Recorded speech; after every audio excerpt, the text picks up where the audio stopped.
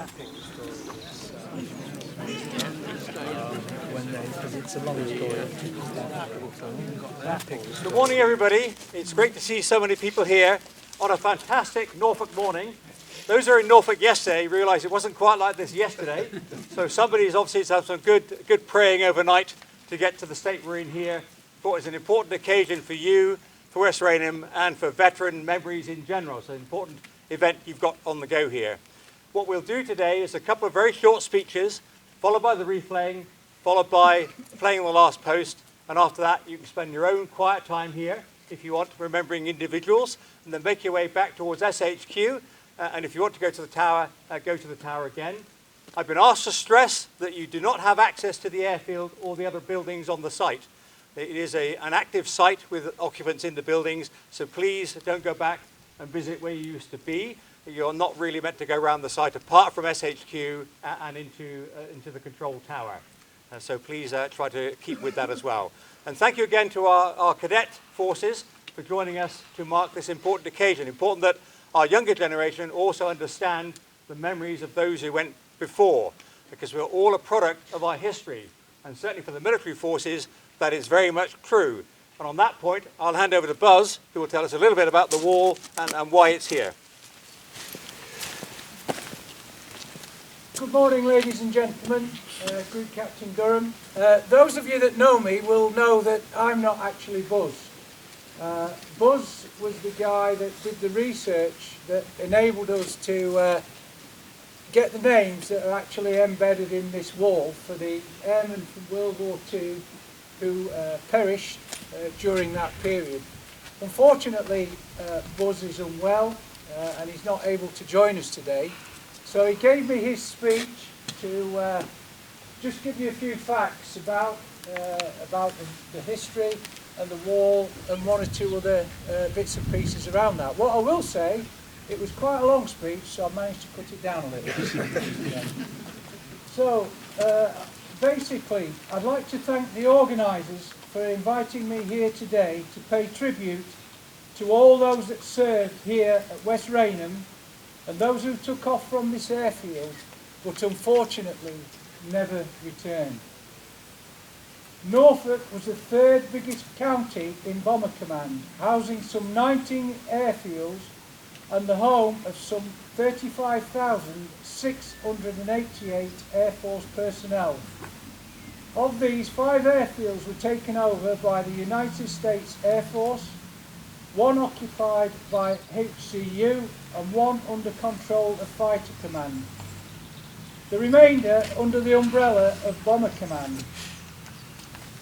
These included the 3 French, Americans, the RAF and other nations of the Commonwealth.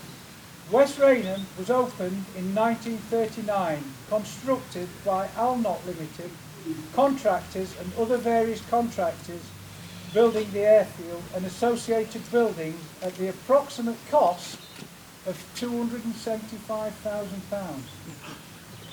Research identified that 122 aircraft became non-effective and struck off charge flying out of West Raynham, and of these 11 were flown by different squadrons. On average, a total of 1,688 personnel served here, and a total of 308 became casualties, of which 257 died. Of these that died, 181 rest in 116 cemeteries in 8 different countries. 71 airmen have no known grave and are remembered at the Runnymede Memorial in Surrey. 3 airmen's remains were cremated in 3 different crematoriums, and 2 members of the Free French Air Force were repatriated to France after the cessation of hostilities. They were serving in 6 air forces, and the average age of those that died was 24 years and 22 days. Even today, it's difficult to comprehend the tragedy of so many young lives being cut short. The youngest that died was Pilot Officer A.B. Jones, RAF, who died on the 19th of July 1940. and the oldest identified being J.H. Hargreaves of 90 Squadron, who died on the 5th of July 1940. We must not forget the 8 airmen from this station that died when attending a 21st birthday party at the Eagle Pub, Norfolk Street in King's Lynn, when it was bombed by a Dornier 214 on the night of Thursday the 11th of June 1942. We also must pay tribute to the first American airman that died in Europe, second pilot officer Lieutenant F. Bradley, aged 24 years. He died after taking off from West Raynham for an air test, the son of Brigadier General Follett Bradley, Sr., U.S. Army, and Catherine Bradley from Texas, United States of America, when flying a B-17 Flying Fortress. It broke up at 33,000 feet, crashing at 1800 hours. He now rests in Section 1, Site 167 of Arlington National Cemetery, Virginia, USA. He was the 88th Airman that died flying out of West Raynham, and the 8th that died from 90 Squadron casualty that died. I thank the people of Norfolk and those that served at West Raynham during the Second World War, and I thank the organisers, and in particular Donna, for the efforts that have been made in the construction of this wall. And overall, thank you, and lest we forget. Guys, Thank you, Simon. very, very important. Important to recognise the work done to create this memorial wall. The names are there. Come and read the names on the wall. All those young men that gave their lives in the service of freedom in World War II. Easy to forget. We must never forget these individuals. Paul. Yep. I came across an interesting statistic yesterday which I'd like to share with you. For every day of the Second World War, 3.4 aircraft were lost. And I think that's a sobering thought. What I'm going to do now is read out the names of those that we've lost over the last 12 months. So, Trevor Davis, Wing Commander Mark Hand, 66 Squadron. SAC Andy Early, 66 Squadron. Colin Freestone, Sally Beckles, Air Chief Marshal Sir David Harcourt Smith, 54 Squadron DFLS. Warrant Officer Howard Dunn, Catering Officer. Take a minute. Yeah. Can we just have a 1 minute silence, and then we'll do the wreath laying. So just remember those that have gone before us, especially those that have flown from this station, never to return, and the families that waited for them.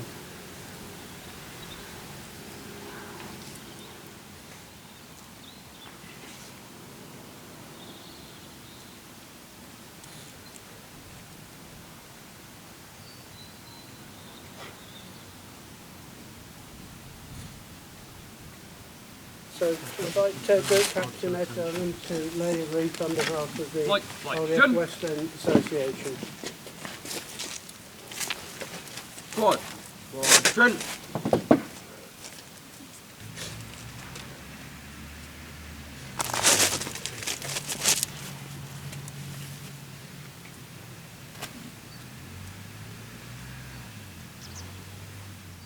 Of the RAF Regiment.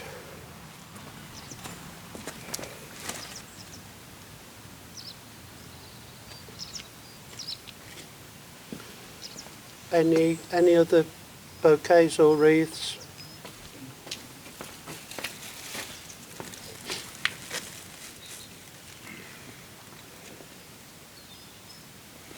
Thanks, John. Any more? May I just, I've only just been aware of this, may I ask you before you go, if you just look on the other side of the wall, Donna has a plaque made that gives the names in full, the ranks and the units of every one of those names that are on there. It's a monumental piece of work supplied by Buzz, also the squadron, the different squadrons and the different nationalities that served here.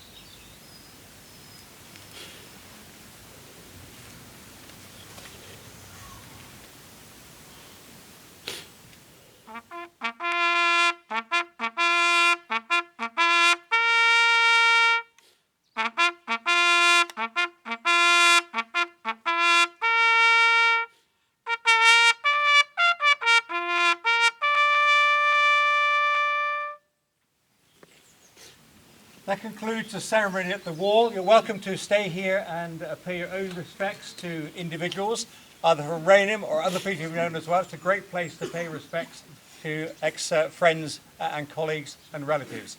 Once you've finished your time here, please make your way back to SHQ, where you can enjoy each other's company for the rest of the day. Thank you very much. Okay. Okay. Right, stand at eat.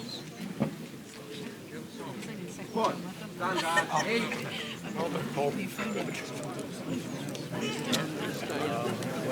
It's a long story.